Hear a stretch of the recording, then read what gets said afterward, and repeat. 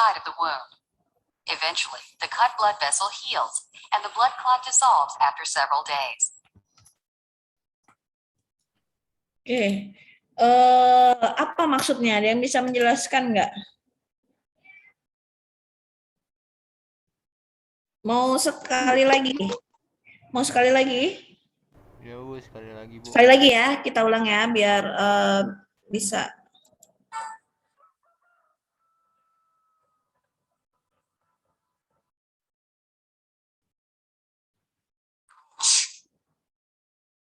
Let's examine how platelets work to form clots. Here's a cut section of a small artery. The traffic going by includes red blood cells carrying oxygen, platelets, which come from white blood cell fragments, and clotting factors, which help the blood to clot. When a blood vessel becomes damaged, as shown here, the blood cells and plasma begin oozing out into the surrounding tissue. This begins the clotting process. Platelets immediately begin to adhere to the cut edges of the artery. They release chemicals to attract even more platelets. Eventually, a platelet plug is formed, and the external bleeding stops. Inside, the clotting factors take a much more active role by creating a cascade of clotting activity. The clotting factors cause strands of blood-borne material called fibrin to stick together and seal the inside of the wound. Eventually, the cut blood vessel heals, and the blood clot dissolves after several days. Oke, ada yang bisa menjelaskan nggak? Clotting itu sama kayak koagulasi, gitu ya.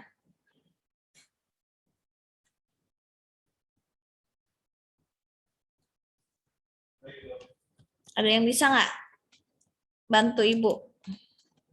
Maksudnya apa sih? Ini tuh ceritanya ketika terjadi luka, kemudian bagaimana platelet itu, teman-teman jangan bingung, platelet itu adalah trombosit. Kok bisa trombositnya itu ini tuh? Kok bisa trombosit itu membentuk barikade sehingga darah-darah yang lain itu tidak bisa keluar gitu. Nah, ada yang bisa bantu nggak? Hilda Bu, izin mencoba menjawab. Oke, Mbak, siapa Mbak Hilda ya? Sebentar, Ya, Bu. tanya tidak ada soalnya, ntar dulu. Oke. Oke, ini ada Mbak Hilda. Ayo, gimana? Ya, jadi kan itu kulit, maksudnya pembuluh Mbak darah Hilda, arterinya itu. fotonya nggak ya? Fotonya. Kameranya masih off ya? Oke, nah. Udah on kan Bu, tapi emang maaf Bu kalau sinyalnya nanti agak jelek Bu. Oh ya, sinyalnya ya. Kayak gimana Mbak Hilda? Ya, Bu. Jadi kan itu waktu yang terluka itu kan kena pembuluh darah arteri gitu ya Bu. Oke, Terus kita sebentar, kita lihat yang ininya biar teman-teman tahu prosesnya yang ini. Sebentar ya Mbak Hilda. Tunggu. iya Bu. Nah, ini yang terluka tadi ya maksudnya ya. Let's examine how platelets work to form clots. Iya Bu. Here's a cut section of a small artery. Nah, ini ya, Mbak. Nah, ini gimana nih, Mbak? Ya itu jadi memotong sedikit arteri gitu Bu. Jadi mengeluarkan darah. Jadi ceritanya ada luka ya, ada luka yang di bagian arteri gitu ya. Iya Bu. Nah, kemudian trombosit atau yang platelet tadi itu bereaksi ketika pembuluh darah rusak atau terdapat luka Bu. Oke, sebentar. Trombosit Oke, itu sebentar. Nah, ini maksudnya bagaimana? Bagus nih Mbak Hilda nih, berani nih, ayo. Bagus. Gimana Mbak? Jadi yang kepingan darah itu, trombosit atau kepingan darah itu bereaksi ketika pembuluh darah rusak atau terdapat luka. Nah, trombosnya itu menempel pada dinding area tubuh yang luka itu Bu, yang retak-retak itu di gambarnya. Oke. Nah, lalu mereka bersama-sama membentuk sumbatan, Bu. Nah, sumbatan itu nanti bertujuan untuk menutup sumbatan itu bertujuan untuk menutup jaringan kulit yang rusak sehingga darah yang keluar pun dapat dihentikan dan membuat jaringan baru gitu, Bu. Oke, betul ya, kurang lebih seperti itu bagaimana si trombosit. Kan mungkin teman-teman sudah lihat yang kemarin ya di PPT sebelumnya ada proses pembekuan darah, masih ingat nggak? Ya, nah bagaimana mekanismenya sehingga kok tubuh kita ini bisa mengoperasi tubuh kita gitu ya, maksudnya bisa mengoperasi bagian-bagian yang terluka gitu ya. Makanya kadang-kadang suka timbul istilahnya tuh korengan gitu ya. Nah itu padahal tubuh kita punya kemampuan itu ya, hemostasis. Dengan apa sebetulnya di sini memang kurangnya ada faktor pembekuan darah gitu ya, memang tidak ditampilkan di sini. Nah, mungkin kan teman-teman tahu ya yang namanya hemopoiesis ini kan berarti trombopoiesis. Kemarin juga sudah Ibu jelaskan sedikit bahwa trombosit itu dihasilkan dari apa coba? Trombosit itu dihasilkan dari apa? Ibu udah jelasin belum? Udah Ibu rasa yang dia terfragmentasi itu kan? Kayaknya sudah deh. Dari apa ya? Ada yang ingat nggak? Dari hasil Iya Mbak fragmentasi. Adelia gimana? Mbak Adelia tadi Hilda ya, sebentar.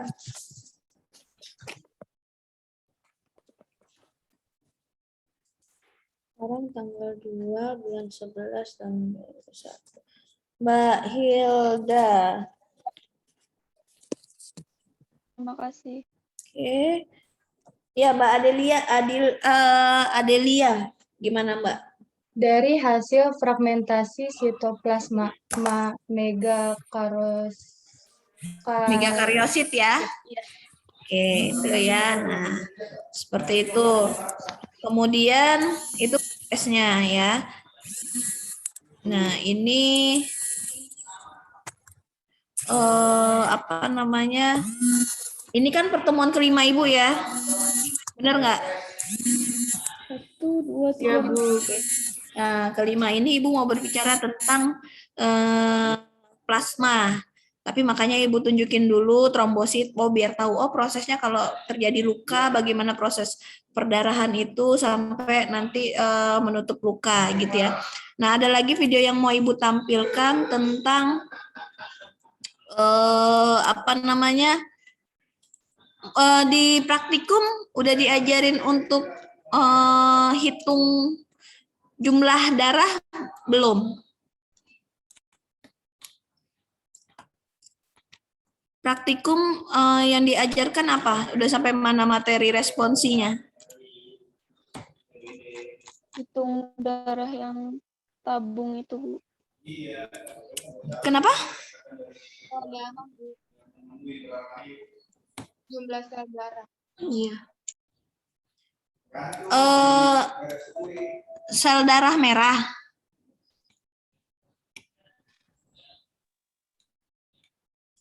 Sudah sampai mana? Jumlah darah, Bu. Oke. Ya, menghitung jumlah darah ya, tapi jumlah darah apa? Merah, Bu. Oke, menghitung jumlah darah. Jumlah darah merah, Bu. Merah dan leukosit.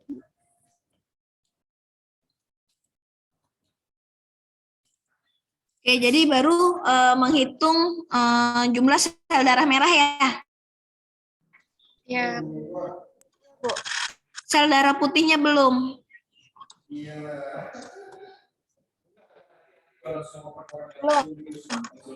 Oke, kalau menghitung jumlah sel darah merah pakai apa?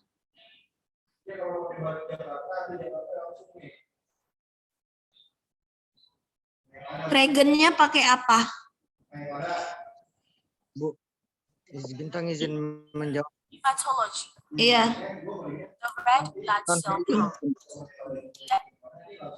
Oh, gimana Bintang? Menggunakan larutan Hayem untuk menghitung mikrosit. Oke, betul. Menggunakan larutan Hayem. Teman-teman ingat ya. Di praktek itu diajarin pakai pipetoma nggak? Diajarin Oke.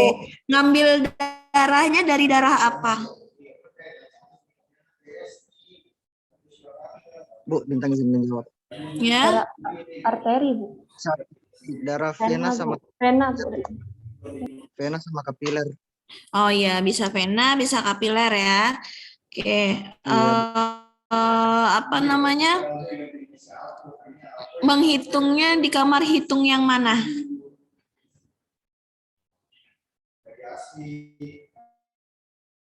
Udah ditampilin belum jenis kamar hitungnya? Ini diam semua, bingung apa gimana? Udah, kamar hitungnya udah.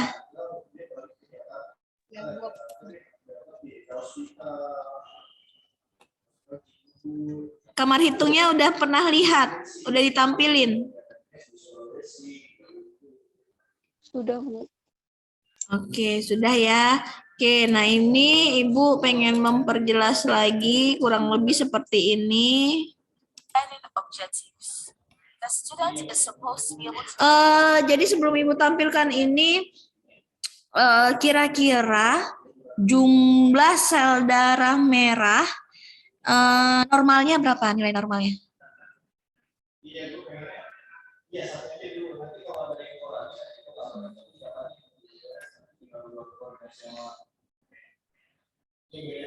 Ibu bicaranya sel darah merah karena di praktikum sel darah merah kan ya? Soalnya kan hari itu kita mau ini. Berapa jumlah normalnya? 4 sampai 5 juta, Bu. 5 juta, Bu. 5 juta sel, Bu. Oke, ngitungnya di kamar hitung yang mana? Sudah ditunjukin belum? Yang di tengah-tengah. Yang di tengah-tengah. Oke, kita tampilkan sedikit ya. Kita lihat sedikit ininya. Suaranya terdengar nggak? Ini ya, ini kan, ini pipetoma namanya. Yang bandulnya warna merah berarti itu untuk sel darah merah ya. Kalau yang bandulnya warna putih berarti itu untuk sel darah putih. Nah ini kamar hitung kan ya. Kamar hitung itu nanti di sini kayak ada penggaris-penggaris gitu. Ya, biar kita lihat.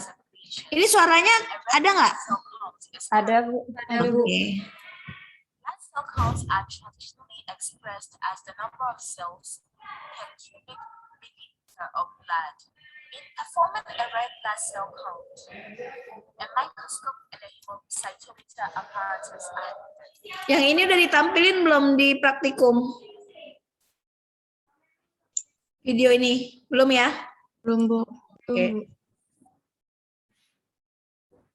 A hemocytometer apparatus consists of a white blood cell pipette, a red blood cell pipette, Ini ada nih, ada ininya nih, skala ukurannya tuh.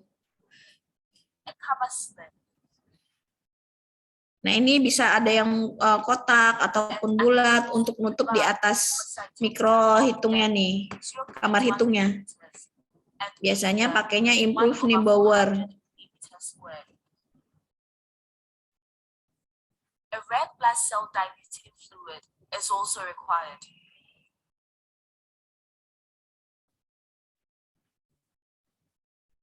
A plastic tube for pipetting is attached to the red cell pipette and made ready for use.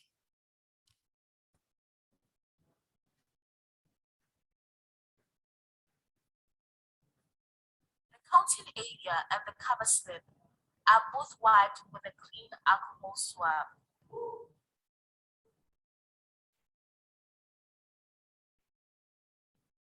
The cover slip is then placed firmly on the counting chamber.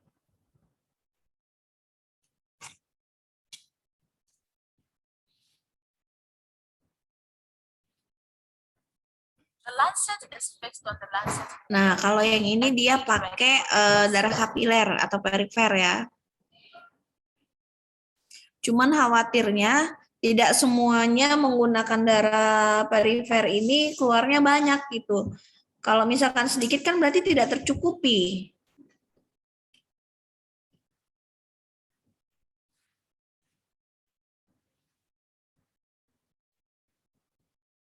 Ini menggunakan Lancet.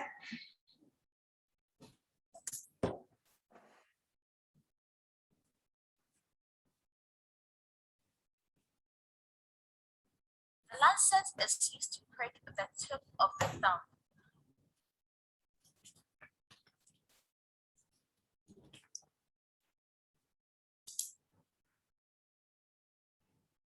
And the blood is pipetted with a red blood cell pipette and filled to the 0.5 mark.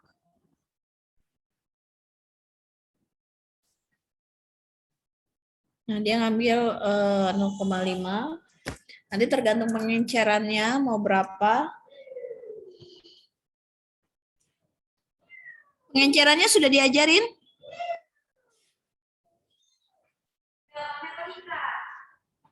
Sudah diajarin? Yang perhitungannya, Bu. Iya, sudah belum, Nadia? Udah ya?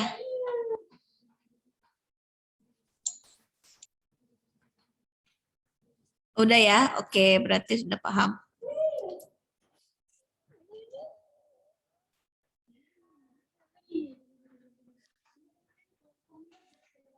Siapa itu? Kamu ngambil di mana? Ya Allah.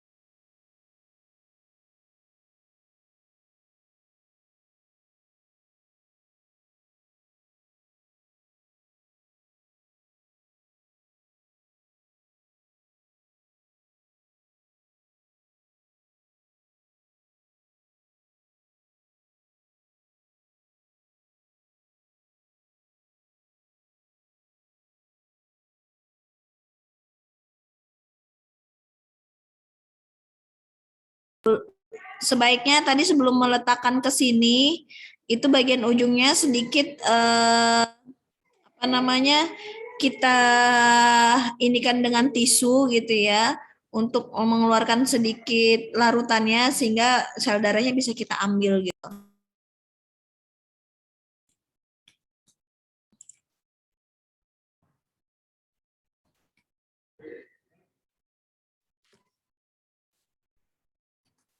The hemocytometer is mounted on the stage of the microscope, and various adjustments are made for suitable viewing.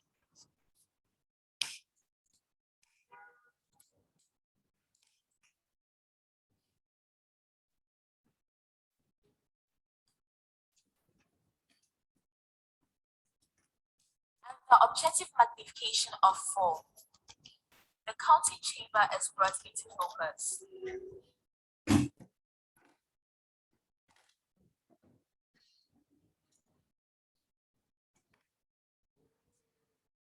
Nah, di sini ya. Mungkin tadi teman-teman yang bilang di bagian tengah, Bu, gitu ya. Ada kotak-kotak yang besar. Apakah perhitungannya sama dengan sel darah putih? Mau ngitungin kotak-kotaknya sama enggak? Sel darah putih di sini juga enggak? Beda, Bu. Beda ya. Beda ya.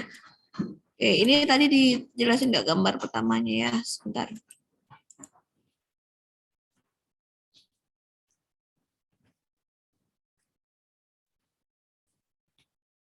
And the objective magnification of 10. The red cell counting area is seen prominently with tiny red blood cells.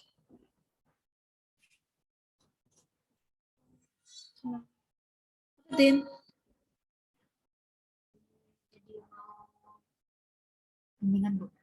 Bentar ya, aku lagi ngajar. Iya. Oke.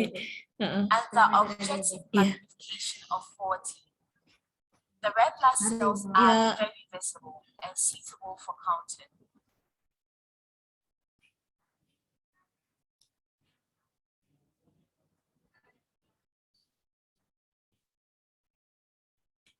Nah, jadi kalau teman-teman nanti mau melihat gitu ya, mau melihat garis-garisnya itu secara keseluruhan, perbesaran 10 dulu gitu ya. Setelah terlihat, oh baru nanti diubah ke perbesaran 40. Kalau mau melihat inti sel dari leukosit itu perbesaran 100. Nah, kalau menggunakan perbesaran 100 itu pakai minyak imersi. Nah, di sini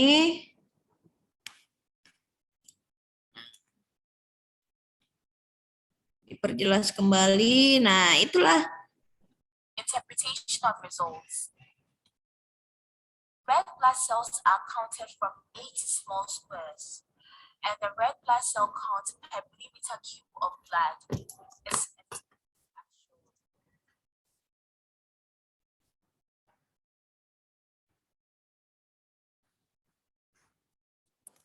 Nah, apa namanya? Nanti teman-teman bisa ngitung gitu ya di yang kotak-kotak kecil ini mana? Di jalan. Nah, red blood cells are nah counted from 8 di kotak-kotak kecil gini ya.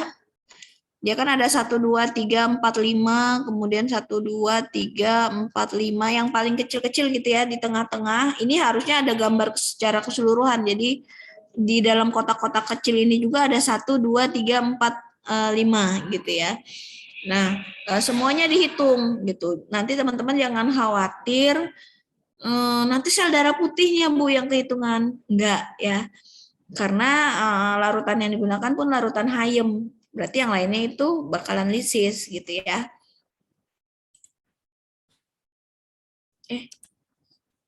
Sorry. Nah. Oke, itu sedikit tentang eritrosit. Nanti kita belajar prakteknya lebih seru gitu ya, biar bisa lihat berapa jumlahnya, normal atau enggak gitu ya. Oke, kemudian kita lanjut ke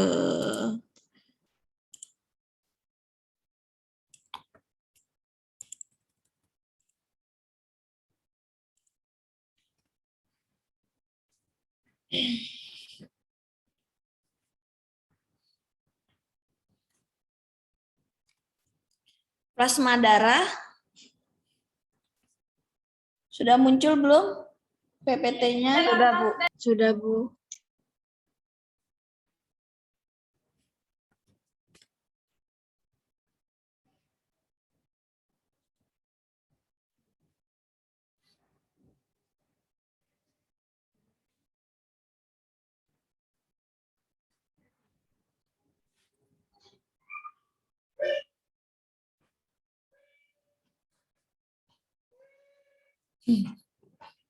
Oke, nah ini plasma darah ya selanjutnya kan yang bagian darah teman-teman kemarin sudah tahu sel darah merah sudah, kemudian sel darah putih sudah, kemudian bagian-bagiannya, kemudian trombosit. Nah sekarang plasma darah. Nah volume darah rata-rata manusia dewasa itu 8% dari berat badan.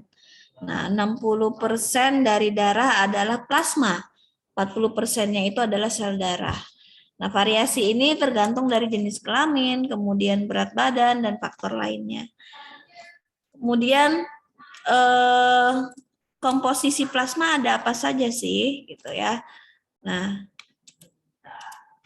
komposisi plasma ada albumin, kemudian ada globulin, fibrinogen, lalu faktor-faktor pembekuan. Nah, semua faktor pembekuan itu dibuatnya di hati, kecuali yang gamma globulin, itu diproduksi oleh sel plasma. Nah, apa yang dimaksud dengan plasma darah? Plasma darah itu komponen darah berbentuk cairan warnanya kuning yang menjadi medium dari sel-sel darah, di mana sel darah ditutup. Itu. Nah, 55%-nya dari jumlah atau volume darah merupakan plasma darah. Nah, 90%-nya itu air. Lalu 10%-nya itu ada albumin, globulin, fibrinogen, enzim, hormon, kemudian glukosa, asam amino, vitamin, O2, CO2, elektrolit, dan lain sebagainya. Nah, ini komposisinya. Kan komposisinya 8% dari berat tubuh ya.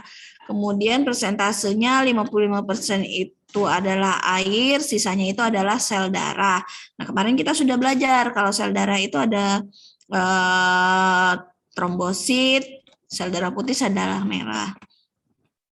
Lalu plasma itu paling banyak itu isinya kandungannya itu adalah air.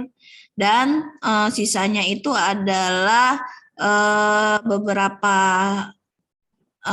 nutrien gitu ya, dan protein. Nah, proteinnya itu ada albumin, kemudian globulin, fibrinogen. Nah, cairan lainnya itu ada ion, nutrien, kemudian waste product, kemudian ada gas gitu ya. Oke, nah ini gambarannya komponen plasma darah beserta strukturnya. Kalau dilihat dari warnanya, dia warnanya kuning pucat gitu ya. Isinya itu air. Nanti teman-teman jangan bingung kok 91 kemudian 90 gitu ya. Atau 92. Nah, teman-teman nggak usah bingung karena rentangnya itu masih dekat gitu ya. 90 sampai 92%. Nah, yang jauh yang perlu dipertanyakan kalau jumlahnya 80%. Misalkan gitu ya. Nah, itu yang perlu dipertanyakan. Kalau ini rentangnya tidak jauh ya tidak masalah gitu ya. Oke. Nah, komponen sel-sel darah beserta strukturnya. Nah, eritrosit jumlahnya itu 4 sampai 6 juta, ada yang dimulai dari 5,5 juta per milimeter kubik gitu ya. Leukosit itu 4,5 sampai 10.000, trombosit itu 150 sampai 300.000. Nah, bagaimana cara memisahkan plasma dengan sel darah? Itu dengan cara sentrifugasi. Ya, darah diambil melalui darah vena, kemudian disentrifuse, lalu didapatkanlah plasma 55% dari seluruh whole blood, kemudian ada bavicot, isinya itu adalah leukosit sama keping darah, lalu sisanya itu adalah eritrosit. Nah, zat-zat yang larut dalam plasma darah. Nah, zat-zatnya ada sari makanan dan mineral. Kemudian ada enzim, hormon, dan antibodi, protein dalam darah, albumin, globulin, fibrinogen, urea, asam urat, ada O2, C2, dan nitrogen. Nah, ini ukuran relatif berat molekul dari protein dalam darah ya. Albumin 69.000 Dalton, kemudian hemoglobin 64.000 Dalton, ada beta globulin, alfa globulin ya. Alfa 1 lipoprotein, beta 1 lipoprotein sama fibrinogen. Nah, ini ukuran ataupun berat molekul dari protein dalam darah.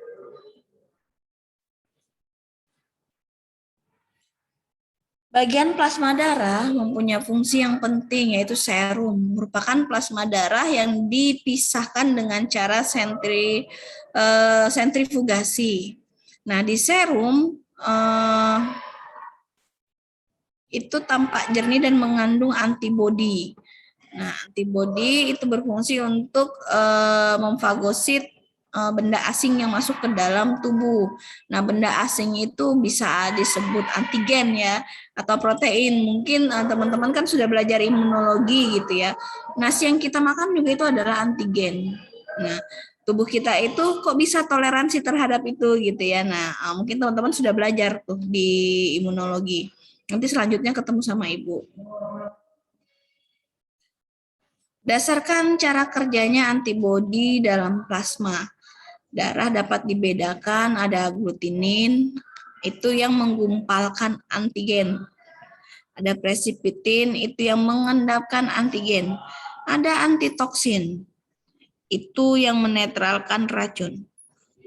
Kemudian ada lisin, itu yang menguraikan antigen. Kita lihat protein dalam plasma. Itu ada protein albumin. Itu protein utama dalam plasma manusia. Sekitar 3,4 sampai 4,7 gram per deciliter. Kemudian membentuk sekitar 60% dari plasma total, 40% terdapat dalam plasma, dan 60%-nya itu terdapat di ruang ekstrasel. Memiliki konsentrasi massa yang paling tinggi dan berat molekul yang paling rendah.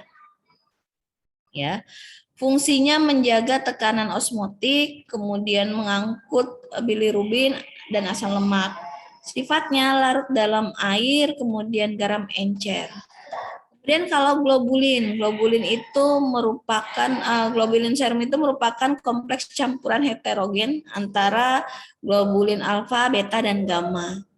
Nah, pembagian berdasarkan struktur dan fungsinya ada glikoprotein, lipoprotein, protein pengikat logam, enzim, hormon, dan fibrinogen.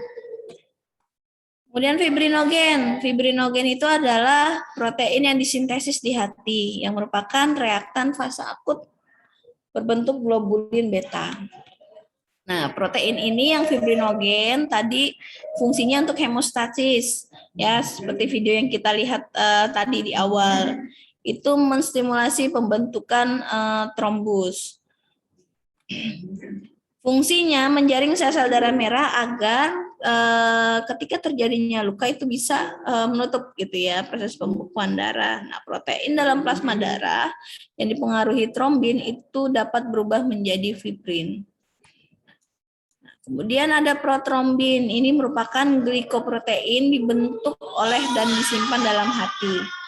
Nah, sekresi protrombin itu ke dalam plasma darah terjadi karena stimulasi dari tromboplastin dan ion kalsium pada saat koagulasi atau penggumpalan. Nah, pada proses tersebut protrombin kemudian dikonversi menjadi trombin oleh protrombokinase. Ya, nah trombin lalu akan mengubah atau mengaktifkan fibrinogen menjadi benang-benang fibrin.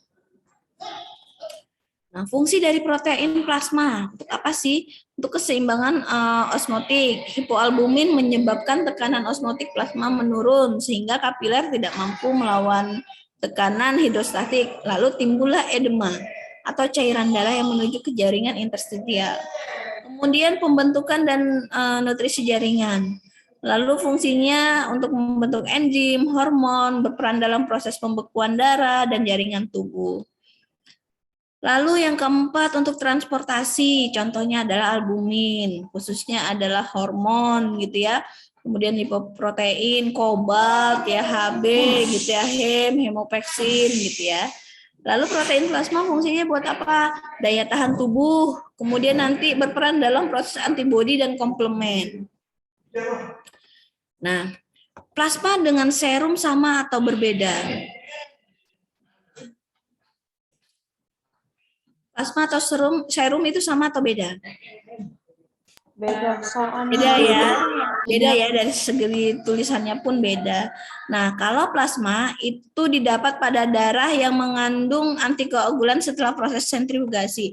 Jadi mungkin teman-teman sudah ditampilin belum tabung kan ada tutup-tutup yang warna ungu, merah, kuning gitu. Sudah ditampilkan belum? Sudah, Bu. Nah, yang tidak punya antikoagulan tabung yang tutup apa?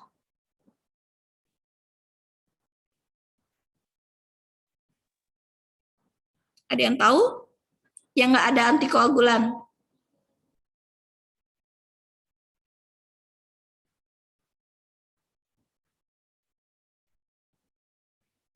Ada yang tahu? Tutup tabung warna apa? Ini mesti hafal nih. Ada tutup tabungnya itu.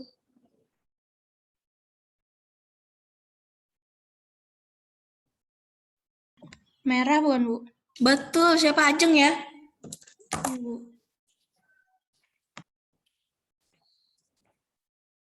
Oke. Ya, yang warnanya merah. Jadi kalau nanti teman-teman Ibu suruh untuk mendapatkan, coba diambil serum gitu ya.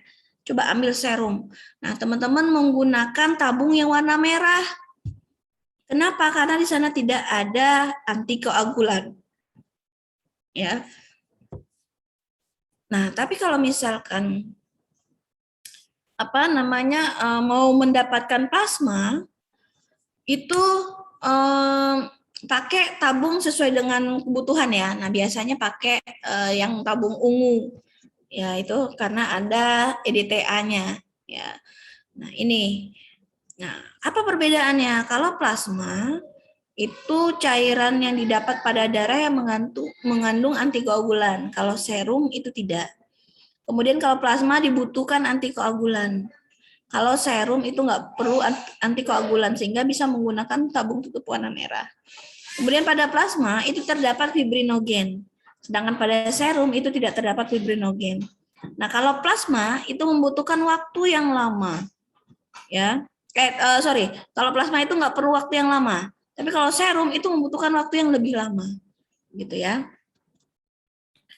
Nah, apa bedanya nih? Nah, ini kita lihat plasma plus serum. Nah, kalau dengan antikoagulan itu dia ibaratnya begini ya. Plasma, kemudian ada Bavikot, lalu erbisinan. Teman-teman jangan bingung kalau Bavikot itu apa sih Bu? Isinya adalah WBC. Gitu, WBC itu white blood cell dan trombosit gitu ya.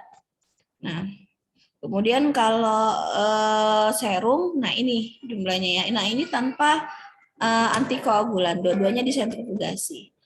Gitu. Nah, kalau yang serum ini juga bisa kita lihat untuk laju endap darah berapa lama dia darah itu mengendap gitu ya. Bisa dengan proses LED. Nah, antikoagulan itu apa sih? Bahan yang digunakan untuk mencegah terjadinya proses pembekuan darah. Tujuan pemberian dari antikoagulan itu biar apa? Biar darahnya tidak membeku. Sehingga kondisi darah bisa dipertahankan walau nggak langsung diperiksa atau pemeriksaannya itu memerlukan waktu yang lama. Nah, setelah dilakukan pemeriksaan darah yang mengandung antikoagulan itu bisa disimpan dalam waktu tertentu. Sehingga harus dilakukan pemeriksaan ulang atau tambahan dapat digunakan kembali. Nah, antikoagulan dan cairan adiktif itu sangat membantu mempertahankan viabilitas dari sel darah merah dan menurunkan terjadinya hemolisis spontan. Makanya nanti ketika memasukkan darah, ketika sudah melakukan flebotomi, kemudian darah itu harus dimasukkan ke dalam tabung gitu untuk dilakukan pemeriksaan gitu ya. Misalkan pemeriksaan HB-nya, kemudian hematokritnya, laju endap darahnya. Nah, proses memasukin darahnya itu juga nggak bisa langsung masuk. Kenapa? Bisa lisis sel darahnya. Nah, bagaimana memasukkannya? Itu melalui dinding dari tabung. Ya. Nah, ini antikoagulannya. Nanti teman-teman bisa lihat ya. Harinya berapa pH-nya, kemudian siapa yang menemukannya, gitu ya. Nanti teman-teman boleh lihat. Nah, bagaimana jenis antikoagulan dalam kantong darah? Itu ada sitrat. Kan nanti teman-teman ini hubungannya sama proses ini kan mau donor darah gitu ya. Nah, darahnya itu kan harus disimpan. Nah, biar darahnya nggak ngebeku, terus biar lestari, biar tidak rusak sehingga aman digunakan gitu ya. Nah, itu berarti di dalamnya ada apa? Ada antikoagulan gitu kan ya. Nah, kita lihat jenis antikoagulan dalam kantong darah, ada sitrat. Sitrat ini mencegah pembekuan dengan cara mengikat ion Ca. Kemudian bisa mencegah koagulasi dan membantu proses glikolisis. Glikolisis itu menghancurkan glukosa sehingga didapatkanlah ATP, gitu ya. Nah, ada dextrose. Dextrose itu sebagai pemberi nutrisi atau makanan untuk eritrosit. Karena apa? Teman-teman kan tahu, yang namanya eritrosit itu adalah sel, ya. Eritrosit itu sel. Sel itu apa? Sel adalah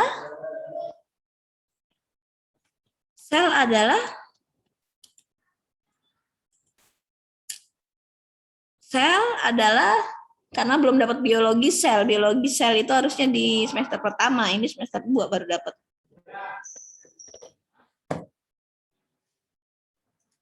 Nggak ada yang tahu? Sel? Nggak ada, Bu. Nyerah? Sel itu Tere mau nyoba. siapa mau nyoba? Tere mau coba, Bu. Iya, ayo. Teresia ya? Iya, Ibu. Iya, apa Teresia? Sel merupakan unit organisasi yang terkecil yang menjadi dasar kehidupan dalam biologis. Nah, kan betul ya Tere ya. Jadi sel itu adalah unit fungsional terkecil dari makhluk hidup. Hidup nggak dia? Hidup. Bu. Nah, kalau orang hidup kan perlu makan, kita nggak makan aja lapar gitu ya ibaratnya. Nah, sama dengan sel, eritrosit. Eritrosit kan sel. Bagaimana dia mendapatkan nutrisinya? Nah, dengan cara antikoagulan itu. Ada dextrosnya gitu ya, memberi nutrisi untuk eritrosit. Kemudian mempertahankan viabilitas sel darah merah, artinya agar selnya tetap hidup gitu ya. Kemudian dextrose ini memberi cadangan energi untuk pembentukan ATP. ATP ini adalah adenosin trifosfat sehingga didapatkanlah energi. Kemudian ada asid sitrik ya. pH-nya 5. Nah, ini mempertahankan pH optimal dari sel darah merah. Lalu ada ACD ya. Nah, ini bisa tahan sampai 21 hari, dapat mempertahankan level dari ATP, kemudian menjaga bentuk dari sel darah merah, mencegah terjadinya hemolisis, kemudian mempertahankan pH. Nah, setiap 100 ml darah terdapat 15 ml ACD dengan pH 5. Nah, kalau darahnya 450, nah tinggal dikonversi saja. Gitu ya. Oke, kan ada yang 350 gitu ya, ada yang 450. Nah, setiap 100 ml darah terdapat 15 ml ACD dengan pH 5. Apabila pada darah 450 maka ACD-nya 67,5 ml. Kemudian ada CPD, sitrat fosfat dextrose, ini agak lama, 28 hari. Ini menurunkan asidosis, meningkatkan sintesis ATP.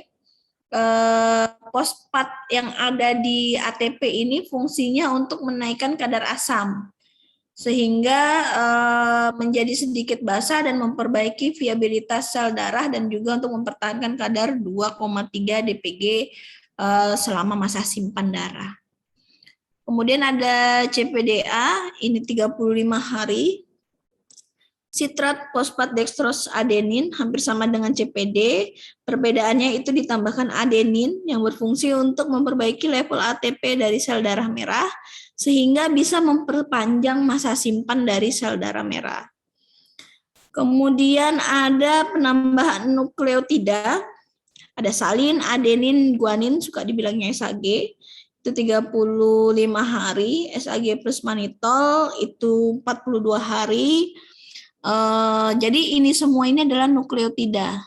Nukleotida itu terdiri dari fosfat, basa nitrogen, sama gula pentosa, ya kan? Nah, kemudian ada PAGGSM, fosfat, adenin, glukosa, guanosin, salin, manitol.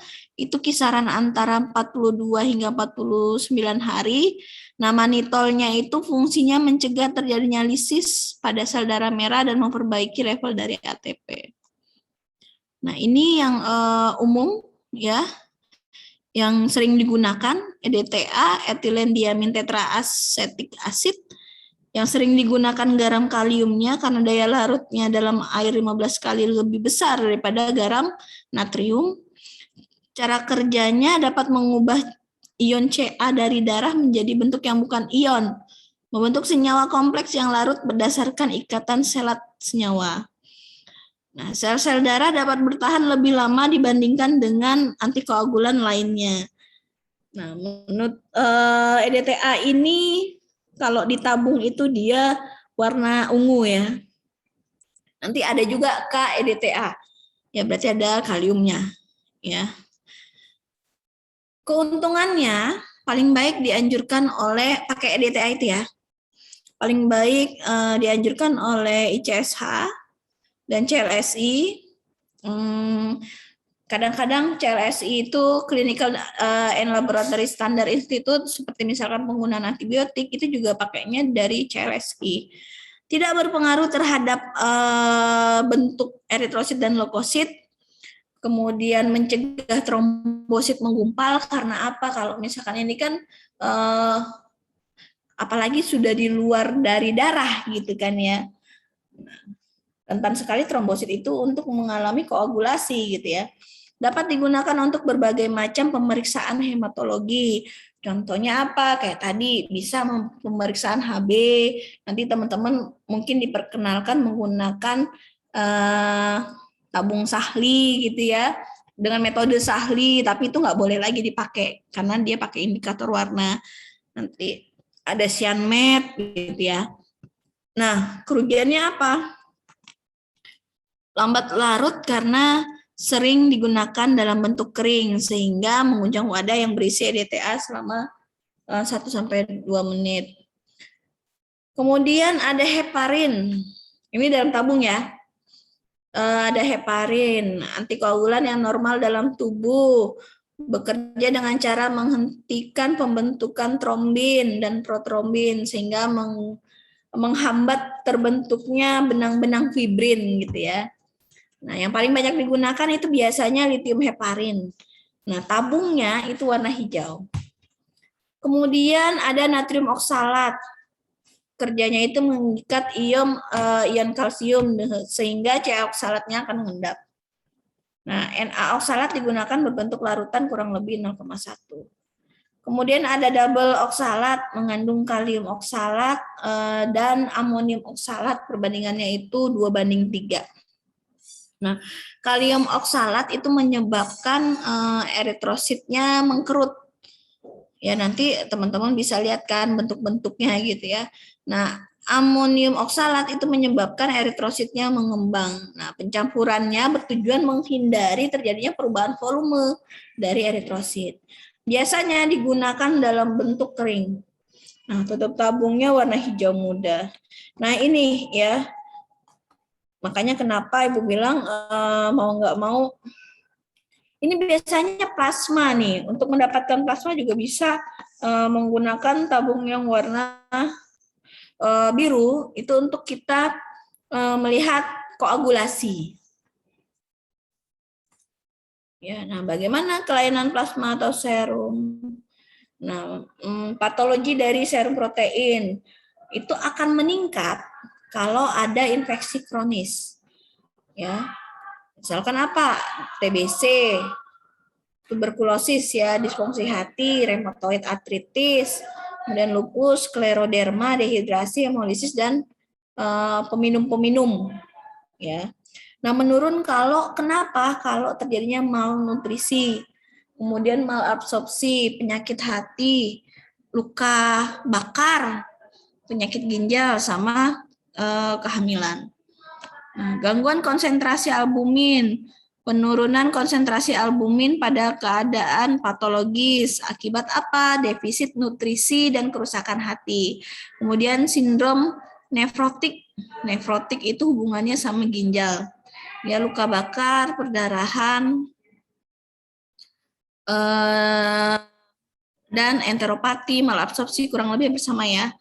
Kemudian hemodilusi, peningkatan permeabilitas kapiler, kemudian penurunan clearance dari limfe. Kemudian ada hiperalbuminemia, artinya apa? Tingginya, hiper itu kan tinggi gitu ya. Tingginya kadar albumin dalam darah. Biasanya ini ditemukan pada pasien dengan penderita dehidrasi yang berat. Makanya kayak kita gitu ya, kita ini bisa tahan nggak makan gitu ya 3 hari. Gitu ya. Bahkan ada yang berapa minggu. Tapi coba deh sehari aja nggak minum. Waduh. Itu ya. Kemudian albuminuria, tingginya kadar albumin dalam urin sehingga ditemukan protein dalam urinnya. Nggak boleh itu ya, di dalam urin itu nggak boleh ditemukan adanya protein, nggak boleh ditemukan adanya glukosa gitu ya. Kemudian nggak boleh ditemukan adanya sel darah gitu ya. Nah, kalau ditemukan adanya albumin dalam urin berarti itu menunjukkan terjadinya kerusakan ginjal.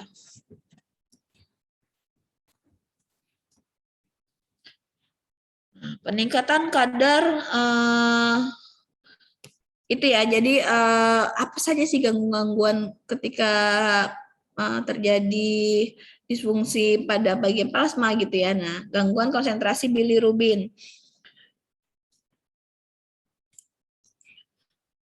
Pembentukan bilirubin yang melebihi kemampuan hati normal untuk ekskresikan atau disebabkan oleh kegagalan hati. Untuk mengekskresikan bilirubin yang dihasilkan dalam jumlah normal. Tanpa adanya kerusakan hati, obstruksi saluran ekskresi hati juga menyebabkan hiperbilirubinemia.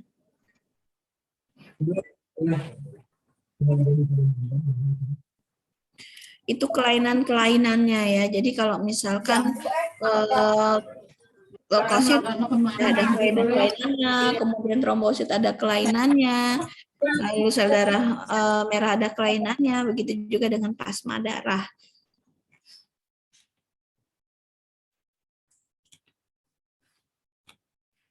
Oke, mudah-mudahan Sabtu ini bisa praktek ya. Jadi maksud Ibu tuh maunya ketika materi Ibu sudah sel darah merah, oh kita praktek sel darah merah maksudnya. Jadi sudah tahu gitu. Kemudian kendala apa yang didapatkan gitu ya. Jadi bisa teorinya dapat, prakteknya juga dapat gitu. Maunya gitu. Nah, mudah-mudahan minggu ini bisa terrealisasi ya. Tidak ditunda kembali. Oke, mungkin itu jika nanti ada pertanyaan mohon disimpan dulu di pertemuan selanjutnya nanti kita bahas. Terima kasih sudah meluangkan waktunya. Tadi juga makasih ya Yolan ya sudah mencarikan waktu untuk menggantikan gitu ya. Ibu nggak mau ditunda-tunda karena apa namanya biar cepat selesai. Karena November pertengahan itu kan kita sudah UTS. Ibu kan berarti tinggal 2 kali pertemuan lagi gitu. Nah, harapannya sudah selesai semua 2 pertemuan, kemudian nanti kita diskusi apa sih yang kurang paham gitu ya. Maunya sih gitu. Oke, mungkin cukup dulu dari Ibu. Jika ada pertanyaan nanti pas pertemuan selanjutnya ya kita bahas. Oke, Ibu akhiri. Semoga ilmunya bermanfaat. Wabillahi taufiq wa hidayah. Wassalamualaikum warahmatullahi wabarakatuh. Selamat sore. Waalaikumsalam. Terima kasih Bu. Selamat sore Bu. Terima kasih Bu. Ya. Terima kasih, Bu.